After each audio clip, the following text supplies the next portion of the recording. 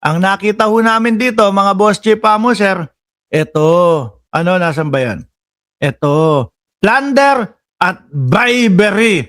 No, kaya pala yung nakita ko, may mga ibang vlogger nagpo-post, ang sinasabi nila, meron daw makakasuhan ng plunder at bribery.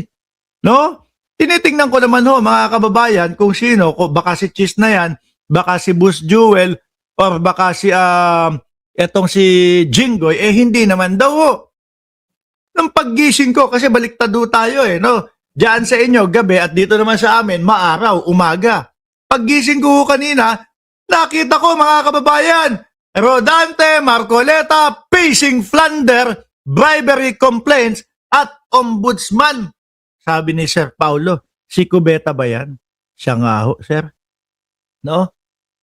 Sabi pa natin nung isang araw, hindi ko alam kung sino yung nag-comment noon Sabi nung sir, natabunan na yung doon sa sose ni Marcoleta. Natabunan na, hindi na nabubuhay. Etas eto na ho pala, mga kababayan. Naalala niyo po yung eleksyon?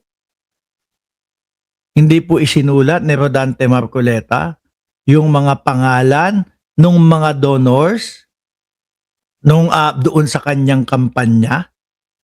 'Di ba? Hindi niya pinangalanan. Bakit daw po? Kasi mga boss chief mo, sir, ang sabi niya, request daw ng mga kaibigan niya na wag isulat. Sabi ko naman, sandali lang. Sino ang susundin mo? Yung batas na ang sinasabi ay dapat lahat ng mga donor at lahat ng nagbigay ng pera sa iyo, no, para sa pangangampanya mo ay isusunat mo na nasa batas? Or yung sinabi ng mga kaibigan mo, wag mo isulat yung mga pangalan namin, ha? Ngayon, napaisip po ako doon, mga bossing, Bakit kaya ganun? No? Sinunod ni Marcoleta. Sino kaya yung donor niya doon sa kanyang kampanya? Naisip ko una, mga bossing. Sa akin lang naman iyon. No, hindi ko alam kung naisip nyo din. Naisip kong una, yung mga diskaya. No? Yung mga diskaya ang una kong naisip Bakit to, mga kababayan? Kasi baka yun yung donor ni Marcoleta dun sa kanyang kampanya. No, kaya todo ang pagtatanggol niya. Kaya gustong-gusto niyang maipa sa ilalim sa Witness Protection Program yung mga diskaya. Ano po? Basahin muna natin ito. Ang dami ko ng kinomento hindi pa natin binabasa. Marcoleta facing plunder, bribery complaint and at ombudsman. Ayan.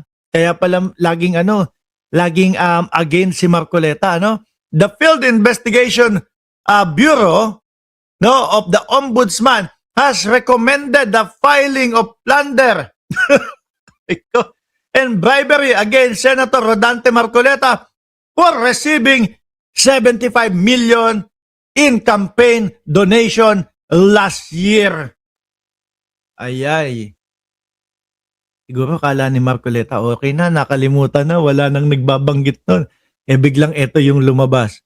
In its complaint affidavit signed on May 18, exclusively obtained by GMA News, the investigators wants Marcoleta to be indicted for plunder alongside former Quezon City 2nd District Representative Mike Defensor. Putik na yan, pati si Defensor. May kaso yung asawa. Tapos ito naman si Defensor. Aray ko po. And two others who donated to Marcoleta. No? Kaya pala lagi sila magkasama din. The undersigned investigator respectfully pray that the following respondent, Rodante Dizon Marcoleta and private individual, Michael Tan Defensor, Joseph Barrias Espiritu, and Aristotel Baluyot Biray, be indicted for plunder and defined and penalized under Republic Act number 7080 for violation of Presidential Decree number 46 and complaint. Ngayon, plunder, tingin ko lagpas 6 na taon yan, mga kababayan. Ano po, kung sakali man na may kumagat at magkaso ng plunder kay Marcoleta, tingin ko lagpas 6 na taon po ang kulong niyan. Ano po ang sabi, mga bossing? Kapag daw ho, lagpas ng 6 na taon, yung kaso ng isang senador, mga kababayan, ay pwedeng arestuhin sa loob ng Senado. Sasama na daw po sa akin si Jenny Ramos. Pakisama na rin si Tandang Chavit Singso. Okay, sorry. Di ho ba? Sabi ni I Am Batman, no bail yan! Naku po, etong mga kapag kaganito, lalo na nalaman nila, no bail. Alam nyo na po ang mga sasabihin niyan. Although, nakikita na po natin, mga kababayan, yung mga, mismo si Marcoleta ang umamin. Di ba? Akala niya nakaisa siya dahil po madalas po ang magpaliwanag itong si Rodante Marcoleta. Doon po sa doon po sa Net 25, 'di ba? May kaututang dila siya, dalawa doon. Yung kautuan niya, yung dalawa. Sen, ganito, hindi niyo daw isinulat doon sa sose ninyo. Ganun sila doon. Tapos si Rodante, magsasalita, sasagot. Ganito kayan, Jen. Ano? Kasi request ng mga kaibigan ko na ganito, ganyan, na wag isulat yung pangalan nila. Aray ko po. Pero kung 6 na taon po pataas ang parusa dito, mga bossing, pihado po. Kung sasama ng maayos si Rodante Marcoleta kapag ka natuloy ito. Ano po? Kapag ka nakasuhan at pinapaaresto.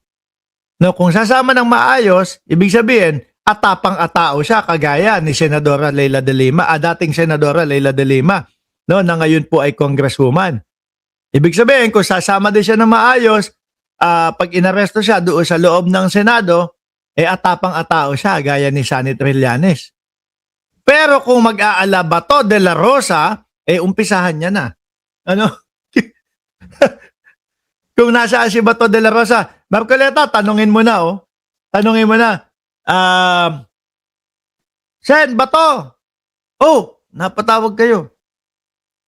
Nasaan ka ba ngayon?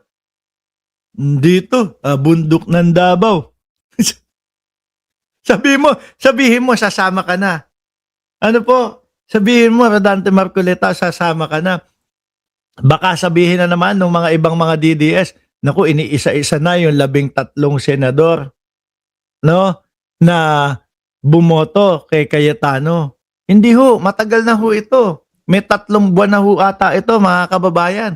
At ultimo ho tayo, nagtatanong, ano na ba ang nangyari doon sa sose ni Marcoleta? Di ba? Sabi ni Alonly TV, pag ako naging senador, libre lahat. Naku, ayuda lahat sa iyo. Kawawa naman yung pondo natin. Kawawa naman yung yung mga nagtatrabaho at yung mga nagbabayad ng buwis, di ba? Dapat patas-patas lang. The recommendation stemmed from a previous case last year at the Commission on Election where Marcoleta was investigated for a non-disclosure of the donation in his statement of contribution and expenditure. The COMELEC, however, did not recommend any charges against Marcoleta, saying that such non-disclosure is no longer considered an election offense under the amended Omnibus election. But investigator and the ombudsman said Marcoleta should still be held accountable, while respondent Marcoleta's failure to declare the donation contribution from respondent Defensor Espiritu and Biray did not constitute any election offense. His act should nevertheless give rise to criminal and administrative liability. Yare. BMB Ramjay, shout out po sa inyo, Sir Edong at si Chay Cher. At kay I Am Batman. Defensor donated 30 million. Espiritu and Biray donated 25 and 20 million respectively on 3 separate dates, January 6, 8, and 9, 2026. Respondent Marcoleta's acceptance of gift with an aggregate amount of 75 on 3 separate occasions constitutes the crime of plunder. Alam niyo po, baka ang nakadagdag pa ho dyan, mga kababayan, kung bakit nakasuhan ng plunder, yung sinasabi nila Marcoleta na ano, na 'di ba sinabi nila, naku, wala pa naman panahon ng election noon, ng mga panahon na 'yon. Di mo ba? No? So kaya naisip na wala pa palang panahon ng election. Hindi pa pwedeng mga tumanggap na mga ganun donation. Eh ikaw tumanggap ka na. O diyan ka nahulog. Maganda ho ito, mga kababayan. No? Asan pa ba? Maganda ho ito, Robin Padilla, masaklap. Masaklap. Oh,